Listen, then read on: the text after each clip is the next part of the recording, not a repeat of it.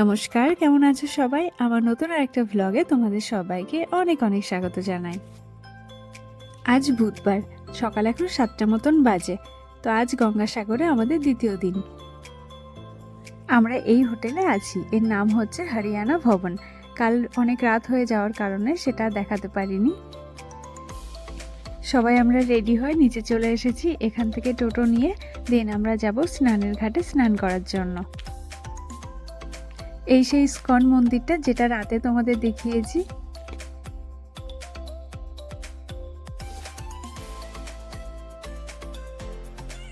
স্নানের ঘাটে যাওয়ার জন্য আমাদের টোটোতে 10-15 মিনিট মতন টাইম লাগবে।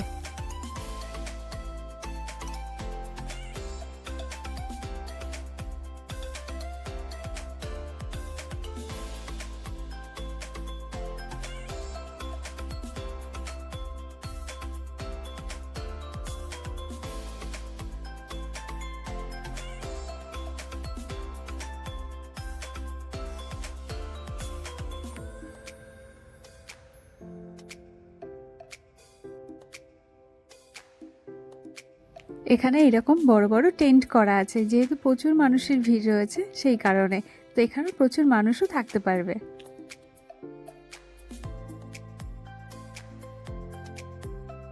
স্নানের ঘাটের বেশ কাছাকাছি আমরা চলে এসেছি। আর এই সাইডের যে মাঠটা খালি দেখা যাচ্ছে, এখানে গঙ্গাসাগরের যখন মেলাটা হয় তো এই মাঠেই সেই মেলাটা বসে।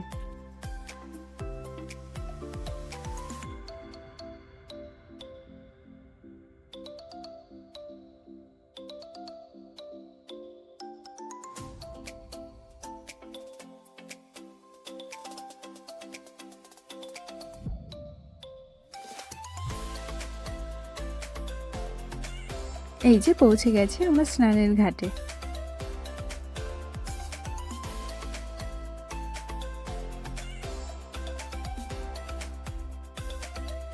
হাজার হাজার মানুষের ভিড় রয়েছে এখানে। যেহেতু এটা মাঘী পূর্ণিমার শাহী স্নান, তো সেই কারণেই এত মানুষের ভিড়। ওই যে দূরে জলের মধ্যে যে ঝান্ডাগুলো দেখা যাচ্ছে তার ওপাশেই হচ্ছে গঙ্গা, আর এই সাইডে হচ্ছে সমুদ্র। এখানেই একত্রে মিলিত হয়েছে গঙ্গাসাগর।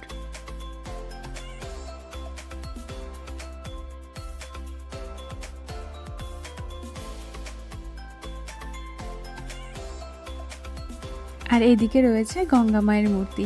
সবাই স্নান সেরে নিয়ে তারপর মাকে প্রণাম করছে।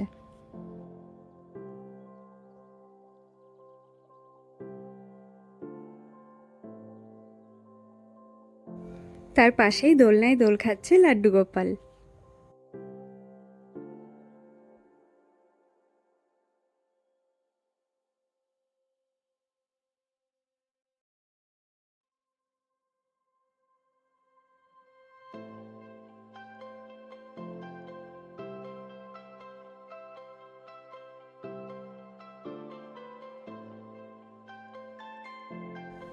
স্নানের জলের কিন্তু বেহাল অবস্থা হয়ে গেছে।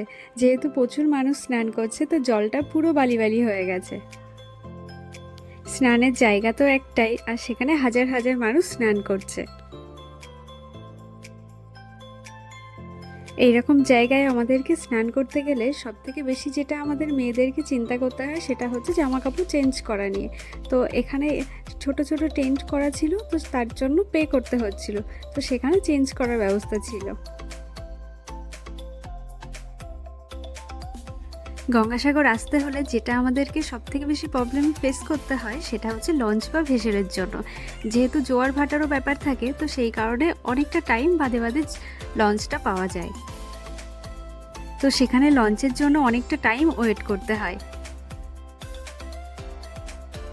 যদি কোনো বয়স্ক মানুষ গঙ্গাসাগর আসতে চায় তো আমার মতে কোনো সিজন মানে যে কোনো তিথি না দেখে আসাটাই বেশি বেটার হবে। যেহেতু প্রচুর মানুষের ভিড় হয়ে যায় কোনো তিথি থাকলে, তো তখন তাদের কষ্টটাও বেশি হয়ে যায়। স্নান সেরে আমরা এবার যাচ্ছি মন্দিরে, আর এটা মন্দিরে ঢোকারই আগের রাস্তা। এখানে বিভিন্ন রকমের দোকানও রয়েছে।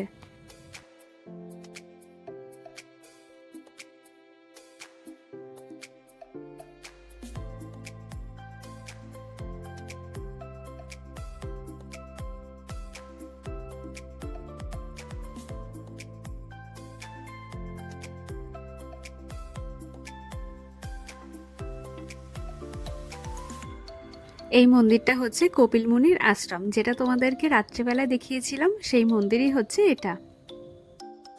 স্নানের ঘাটের পাশেই রয়েছে এই মন্দিরটা, পায়ে হেঁটে মাত্র 2 মিনিট মতন সময় লাগবে।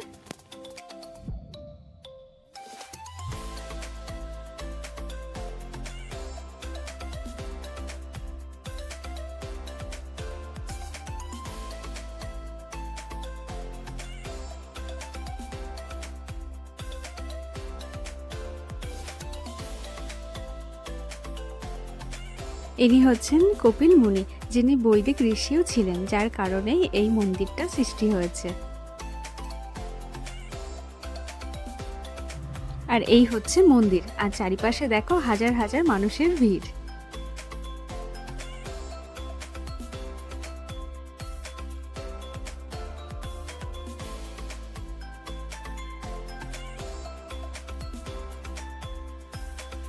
তো এবার আমাদের বাড়ি ফেরার পালা। তো এখন ওই দুপুর 2:30 মতন বাজে, তো আমরা লঞ্চের কাছাকাছি চলেও এসেছি।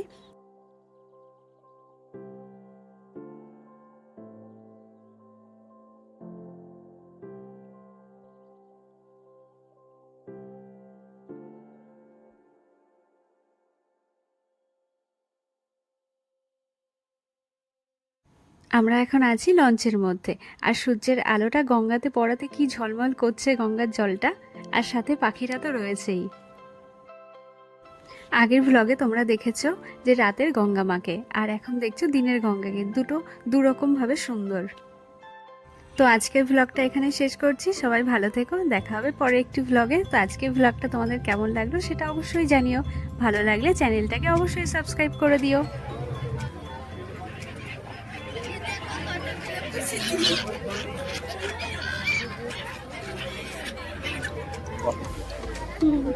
আমাদের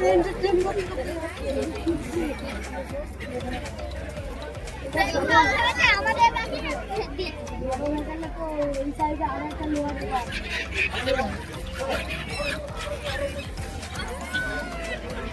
বিস্কুট আছে।